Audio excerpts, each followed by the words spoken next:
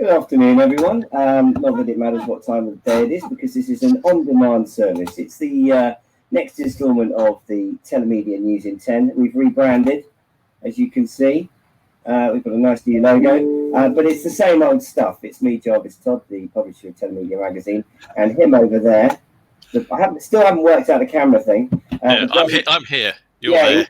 The brainstorm operation, Mr. Paul Skeldon, the Telemedia wordsmith, sex symbol, and the beard and the brains behind all things to do with billing, messaging, engagement, and content, and the kind of stuff that consumers out there are using their phones for in a value-added way. That's what we're all about. So this is our quick run-through of some of the highlights of this week's news, and Paul and I picked out 4 little nuggets for you. And the first thing is going straight over to Paul, because I think he's going to ask me a question about this week's news.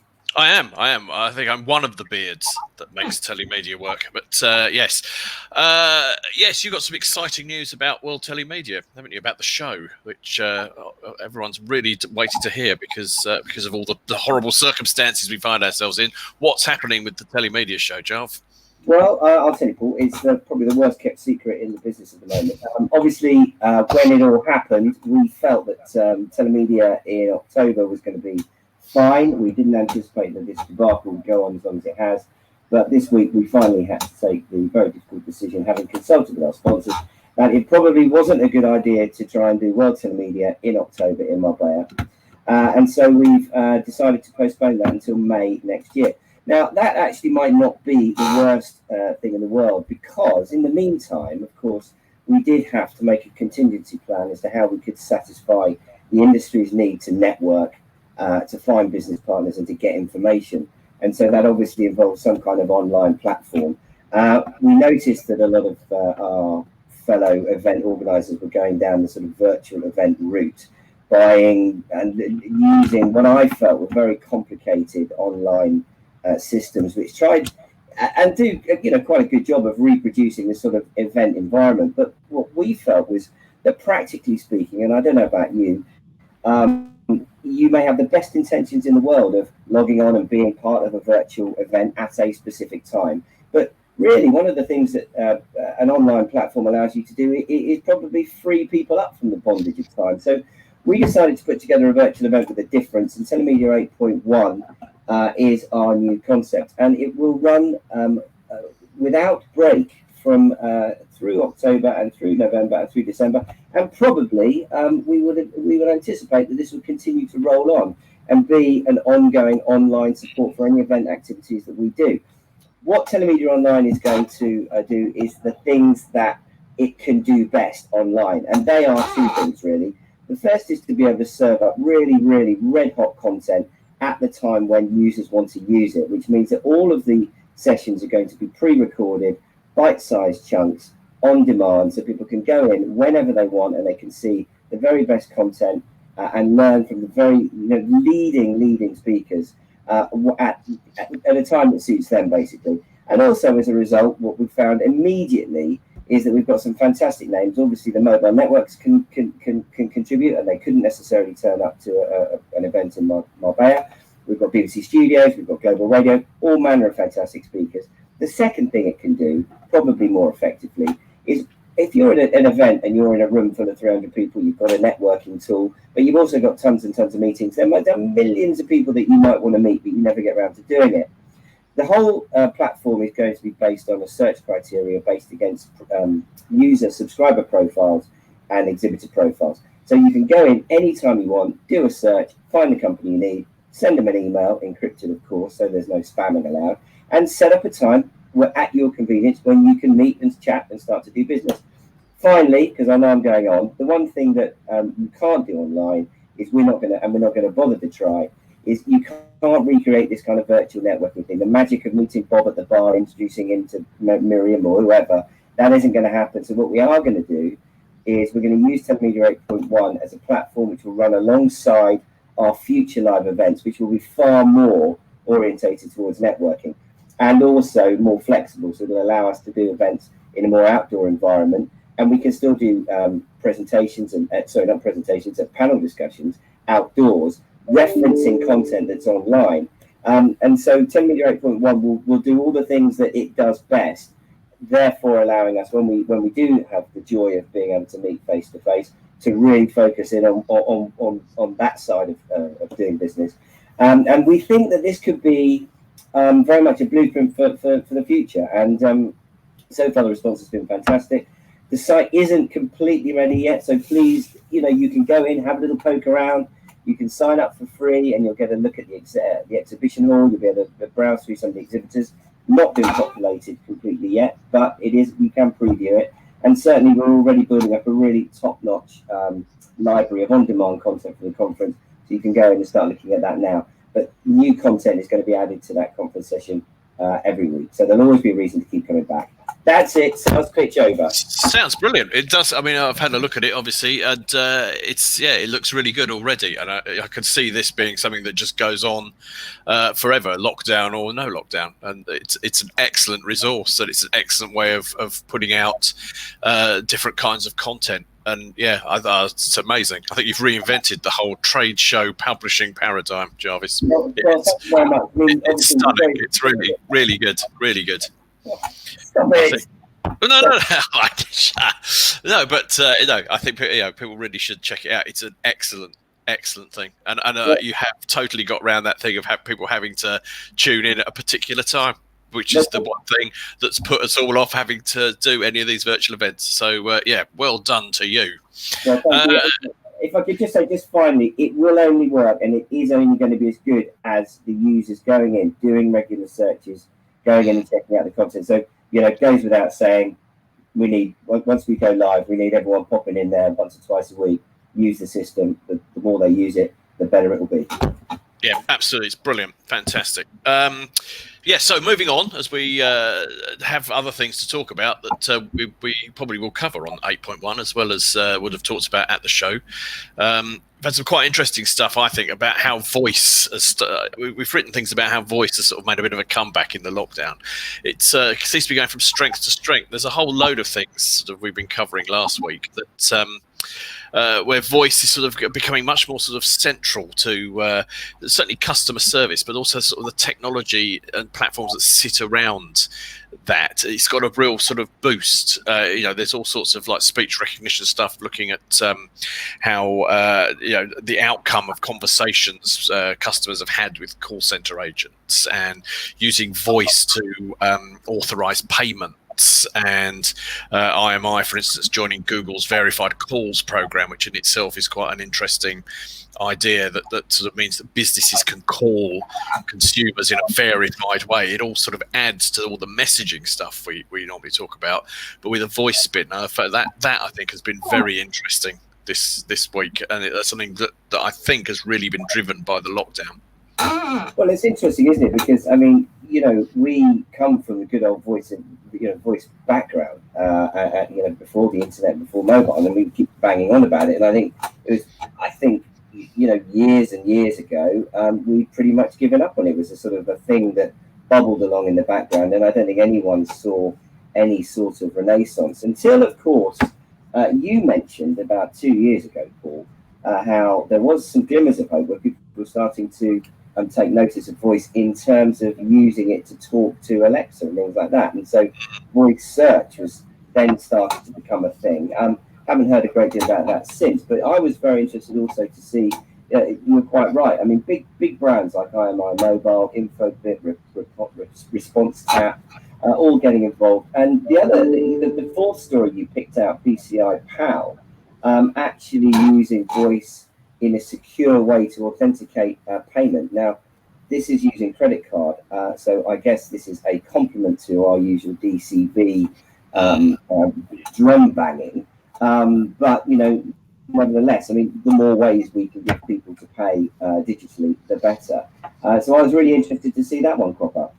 Yeah, I think things like that. I don't know, with my wanting to sort of have a connected future, you sort of see that idea of using voice. I mean, who's to say, like in a few years' time, you won't be able to actually just say into your phone, pay for that using carrier billing or whatever it happens to be called as a brand, just by saying it is authenticating you paying in a certain way. I think that particularly has got huge potential to sort of totally change how people interact with and pay for stuff online. And it brings voice, all of these things bring voice into the internet. And yeah, I think it's really interesting. I think it's all sort of happened quietly over the summer while we've been sort of, the world's been sort of worrying about other things. And suddenly voice is really very much back on the table, but in a very different way to how it used to be. So I think, yeah, we're going to see a lot more of these things, definitely. Well, interesting that one's not only secure, but I guess an authentication. And I know, we've commented on Andrew Budd's business, which has been focusing on recognition. And I think also I was talking to the guys at Buku not that long ago. I think they've got something in the pipeline as well. So authentication, I think, is going to be on the agenda for the next few years. So I'm sure that's something that you're going to be writing more and more about. Oh, definitely. And I think it's sort of like bringing those two things together, of voice as a way of authenticating and as a way of telling it to do something. It suddenly makes the experience sort of seamless and more secure all in one go. So yeah, a big deal, I think, that.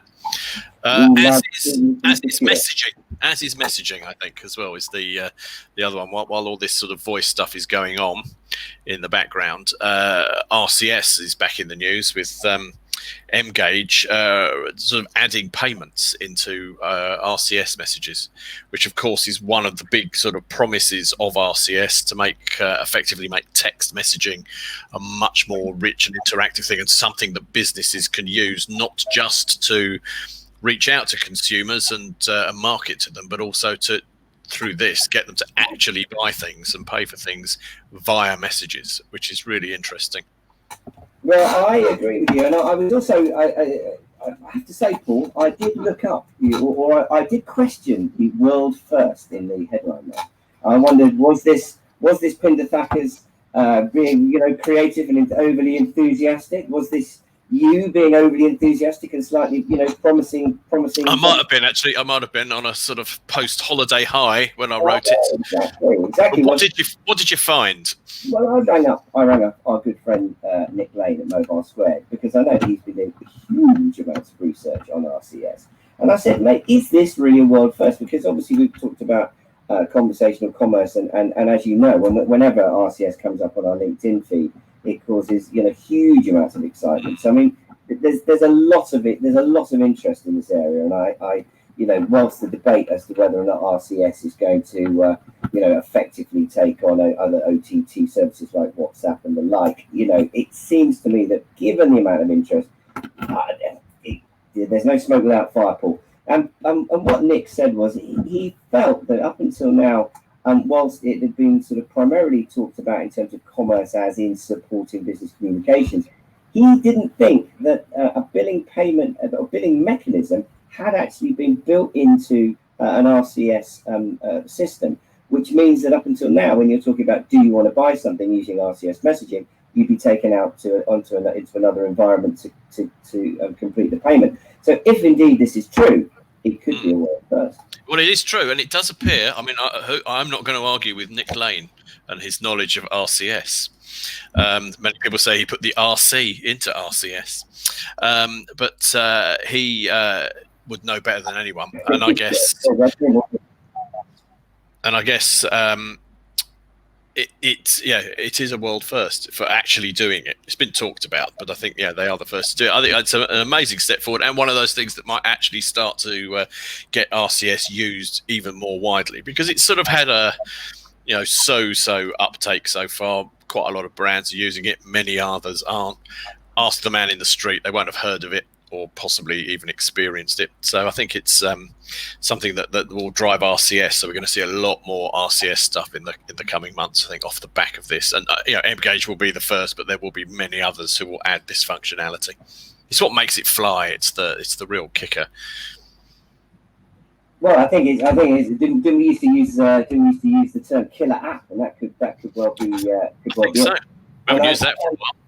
And I can tell you, I mean, I sent an email over to Nick Millwood and Pinder this very morning, asking them or inviting them to give us a run through in and a recording presentation for Telemedia 8.1, because I think there'll be a huge amount of interest as to how it actually works, and certainly. I mean, the other thing I would say that Nick pointed out was that it's too early to say that RCS is not working. I think it's everyone. Oh no. it's very much in its trial phases everywhere, isn't it? And I think absolutely, yeah. It's just, I think all these things need something that suddenly make it take off, and I think this might be the thing that really makes businesses sit up and go, oh yeah, we need to try that. Well, and talking of sitting up and going, oh yeah, that brings us into our next story. Now, I just want to say I'm going to sit right back here, and I'm going to let our editor talk you through and explain a little bit about why he feels this is red hot news for the telemedia world. Well, I'm talking sexual wellness, Jarvis, and I'm talking to all of us. Sexual wellness is all things sort of sexy and fun, dressed up in a nice, healthy way. As you know, it's all part of life. We all do it. But it's a big market, and there's a growing market for connected sex toys, for want of a better way of putting it, that are controlled by smartphone.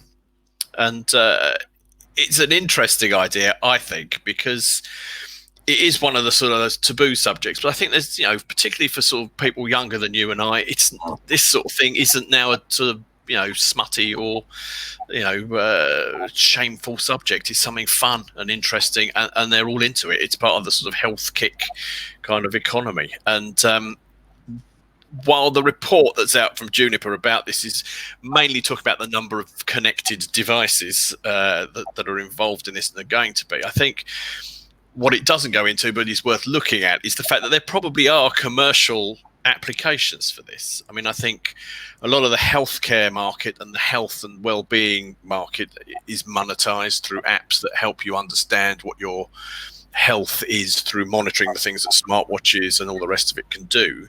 I think there's probably a market for this sort of thing. I suspect there's also an entertainment angle, but I'm rather hoping that our telemedia audience, who are very good at finding the money angle in almost anything, are going to look at this and go, that's interesting, and come up with some novel ways in which this could possibly be monetized. And I look forward to talking to you at some point about how carrier billing is involved in the sexual wellness.